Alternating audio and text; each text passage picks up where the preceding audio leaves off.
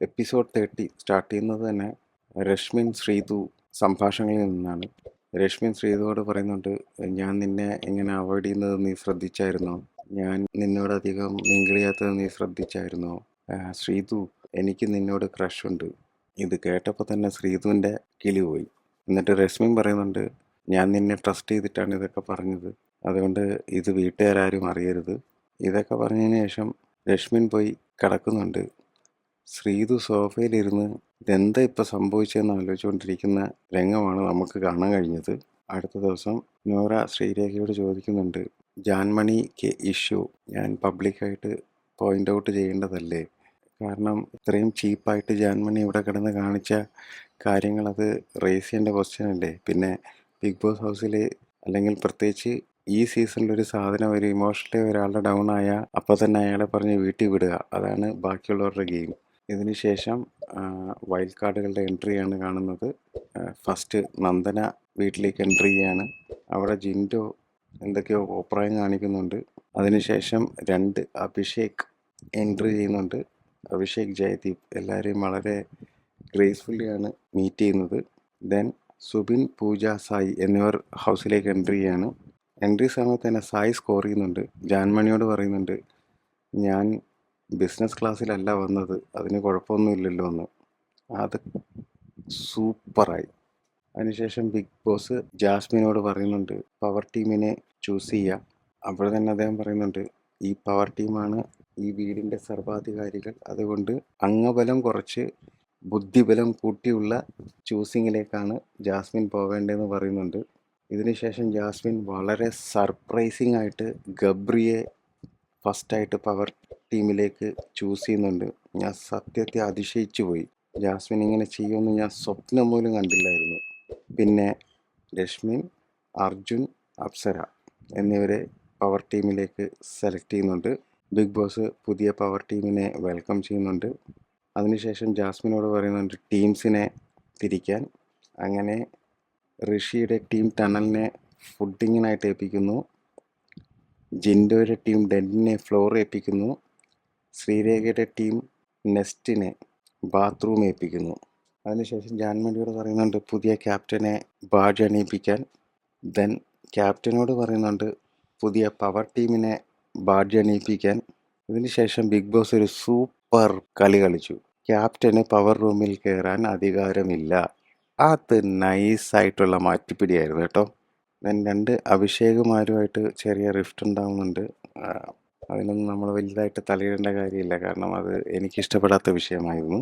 പിന്നെ അഭിഷേക് ശ്രീകുമാർ ജാൻമണിയായിട്ട് ഫൈറ്റ് ചെയ്യുന്നുണ്ട് കിച്ചണിൽ വെച്ചിട്ട്. അതെന്തായാലും കൊള്ളാം കേട്ടോ. ജാൻമണിയുടെ അഹങ്കാരത്തിന് ഒരു അടി കൊടുക്കുന്നത് നല്ലതാണ്. ജാൻമണി ഏലിയൻ ഭാഷയിലാണ് സംസാരിക്കുന്നതൊക്കെ പറഞ്ഞ് പറയുന്നുണ്ട്. അതിൻ്റെ ഇടയിൽ സ്ക്രീൻ സ്പേസ് ഉണ്ടാക്കാൻ അൻസിബയും ജാസ്മിനും ശ്രമിക്കുന്നുണ്ട്. എന്തായാലും ജാൻമണിയുടെ ബിസിനസ് ക്ലാസ്സിൻ്റെ തേർഡ് റേറ്റ് ഡ്രാമ വീണ്ടും വീണ്ടും വീണ്ടും അവിടെ നടക്കുന്നുണ്ട്. അതിനുശേഷം ജാസ്മിൻ ജാൻമണിയോട് പറയുന്നുണ്ട് ഇവരെ ഇതൊക്കെ കണ്ടിട്ടാണ് വന്നിരിക്കുന്നത്, അതുകൊണ്ട് പ്രൊവോക്ക് ആവരുത്, അവരെ മാക്സിമം നമ്മൾ ഇറിറ്റേറ്റ് ചെയ്യാൻ ശ്രമിക്കും. ഇതിനുശേഷം അഭിഷേക് ശ്രീകുമാറിനോട് പറയുന്നുണ്ട് നിങ്ങൾക്ക് നിങ്ങളുടെ ഗെയിം കളിക്കാം, പക്ഷേ വ്യക്തിഹത്യ നടത്തുന്നത് ശരിയല്ല.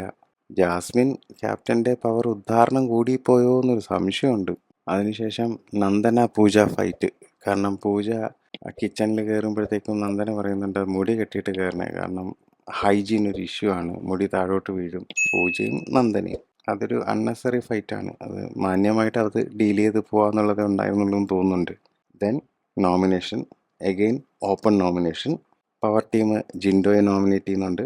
ഇതിൻ്റെ ഇടയിൽ അഭിഷേക് ജാൻമണിക്കെതിരെ വെക്കുന്ന പോയിന്റുകൾ വളരെ ഗംഭീരമായിട്ടുണ്ടായിരുന്നു.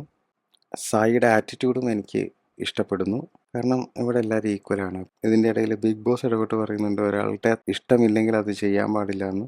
ജാൻമണി അവിടെയും കുറേ സംഭവം ചെയ്ത് കൂട്ടുന്നുണ്ട്, എന്തിനാണോ എന്തോ. എനിവേസ്, ശ്രീരേഖ, ഋഷി, നൂറ, ശ്രീതു, ശരണ്യ, അൻസിബ, അഭിഷേക് ശ്രീകുമാർ, ജാൻമണി എന്നിവർ ജിൻഡോയോടൊപ്പം നോമിനേഷനിലേക്ക് വരികയാണ്. എഗെയിൻ നോമിനേഷൻ കഴിഞ്ഞ് ജാൻമണി ദാസിൻ്റെ ബിസിനസ് ക്ലാസ്സിൻ്റെ തേർഡ് റേറ്റ് ഡ്രാമ അരങ്ങേറുകയാണ്. എൻ്റെ പൊന്ന് ബിഗ് ബോസേ, അവളെ തൂക്കിയെടുത്ത് വെളിക്കള. പ്ലസ്സിൽ ജാസ്മിൻ സായി ഡിസ്കസ് ചെയ്യുന്നുണ്ട് ജാസ്മിൻ ഗബ്രി കോംബോ ഡ്രാമയെക്കുറിച്ച്. ഇതിനുശേഷം രശ്മിനോട് ജാസ്മിൻ പറയുന്നുണ്ട്, ഇതെന്തായി കേൾക്കുന്നത്? ആർക്കും എന്നെ മനസ്സിലാവുന്നില്ലേ? ഒരാണും ഒരു പെണ്ണും ഇരുന്നാൽ എല്ലാവരും ഈ സദാചാരമാണോ നോക്കുന്നത്? ഒരു സൗഹൃദം നോക്കുന്നില്ലേ? എന്തിനാണ് ഇപ്പം ഈ ക്ലാരിഫിക്കേഷൻ കൊടുക്കുന്നതും ഈ ഡ്രാമ കളിക്കുന്നതും ജാസ്മിന് കൃത്യമായിട്ട് അറിയാമല്ലോ. ജാസ്മിൻ കഴിഞ്ഞ ദിവസവും പറഞ്ഞല്ലോ, ഇത് കഴിഞ്ഞിട്ടൊരു ലോകമുണ്ടെന്ന്. അതിനെക്കുറിച്ച് ധാരണ ഉണ്ടായിരുന്നെങ്കിൽ ഇതൊന്നും ചെയ്യാൻ പാടില്ലായിരുന്നു. ഇത് കഴിഞ്ഞ് നോറയുടെ ഡ്രാമ. പവർ ടീമിൽ നിന്നും എനിക്ക് ഇതിനുള്ള ഉത്തരം വേണം. ജാൻമണി ഇഷ്യൂവിൽ എനിക്ക് കൃത്യമായിട്ടൊരു സാധനം വേണം. അവിടെ അപ്സര കൃത്യമായിട്ട് നോറ ഡിഫെൻഡ് ചെയ്യുന്നുണ്ട്. ഇതിന് ശേഷം രാത്രി വീണ്ടും കോംബോ ഡ്രാമ.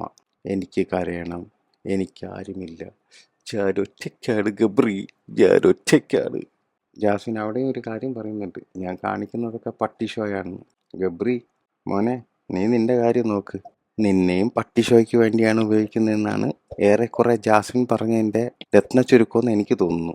എനിവേസ്, ഒരു ബിഗ് ബോസ് ദിനം കൂടി അവിടെ അവസാനിക്കുകയാണ്.